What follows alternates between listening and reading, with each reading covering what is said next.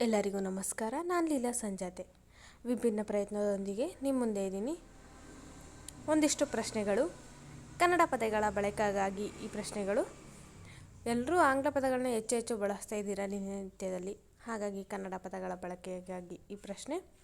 ಎಲ್ಲ ವಯಸ್ಸಿನವರು ಉತ್ತರ ಕೊಡಬಹುದು. ಸುಲಭ ಪ್ರಶ್ನೆಗಳು. ಇಂದಿನ ಸಂಚಿಕೆಯ ಪ್ರಶ್ನೆಗಳಿಗೆ ಉತ್ತರಗಳೆಲ್ಲ ವರ್ಣಮಾಲೆಯ ಮೊದಲ ಅಕ್ಷರ ಆ ಇಂದ ಶುರುವಾಗುತ್ತೆ. ಆ ಅಕ್ಷರ ನೆನಪಲ್ಲಿಡಿ. ತಿಳಿದಂಥ ಅಥವಾ ತೋಚಿದಂಥ ಉತ್ತರಗಳನ್ನ ಕಮೆಂಟ್ ಮಾಡಿ.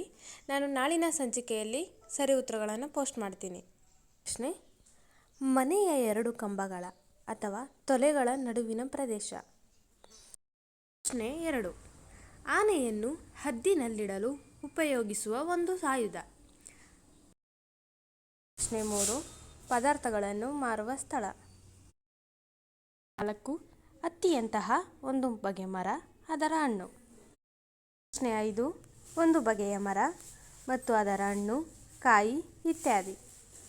ಪ್ರಶ್ನೆ 6: ಬೇಯಿಸಿ ಸಿದ್ಧಪಡಿಸಿದ ಊಟದ ಪದಾರ್ಥ. ಪ್ರಶ್ನೆ 7: ಅತ್ಯಂತ ಸೂಕ್ಷ್ಮವಾದ ವಸ್ತು. ಪ್ರಶ್ನೆ 8: ಆಟವಾಡುವಾಗ ಮೇಲಕ್ಕೆ ಹಾರಿಸಿ ಕೈಯೊಡ್ಡಿ ಹಿಡಿದುಕೊಳ್ಳುವ ಸಣ್ಣ ಕಲ್ಲು. ಪ್ರಶ್ನೆ 9: ಆ ಮಂತ್ರಣವನ್ನು ಪಡೆದು ಅಥವಾ ಪಡೆಯದೆಯೇ ಮನೆಗೆ ಬಂದ ಗೌರವಸ್ಥ. 10: ನಾಲ್ಕನೆಯ ವೇದ. ಪ್ರಶ್ನೆ 11: ದೇವತೆಗಳ ತಾಯಿ. ಪ್ರಶ್ನೆ 12: ಧರ್ಮಕ್ಕೆ ವಿರುದ್ಧವಾದದ್ದು. ಪ್ರಶ್ನೆ 13: ಹೆಸರಿಲ್ಲದವನಿಗೆ ನಾವು ಏನಂತ ಕರಿತೀವಿ ಅಂತ. ಪ್ರಶ್ನೆ 14: ಸುಳ್ಳು ಸುದ್ದಿ ಹರಡುವುದು ಅಥವಾ ಒಬ್ಬರ ವಿರುದ್ಧವಾಗಿ ಪ್ರಚಾರ ಮಾಡುವುದು. ಪ್ರಶ್ನೆ 15: ಅಕಾಲದಲ್ಲಿ ಉಂಟಾಗುವ ಸಾವು ಅಥವಾ ಆಕಸ್ಮಿಕ ಮರಣ. ಪ್ರಶ್ನೆ 16: ಮಗಳ ಗಂಡ ಅಥವಾ ಸೋದರಿಯ ಮಗ. ಪ್ರಶ್ನೆ 17: ಮಧ್ಯಾಹ್ನವಾದ ಮೇಲಿನ ಕಾಲ. ಪ್ರಶ್ನೆ 18: ಮೂರ್ಛಾರೋಗ ಅಥವಾ ಮರೆವು. ಪ್ರಶ್ನೆ 19: ಹಿಂದೆ ಎಂದೂ ಕಾಣದ ಅಪರೂಪವಾದ. ಪ್ರಶ್ನೆ 20: ದೇವರಿಗೆ ಮಾಡಿಸುವ ಮಂಗಳ ಸ್ನಾನ.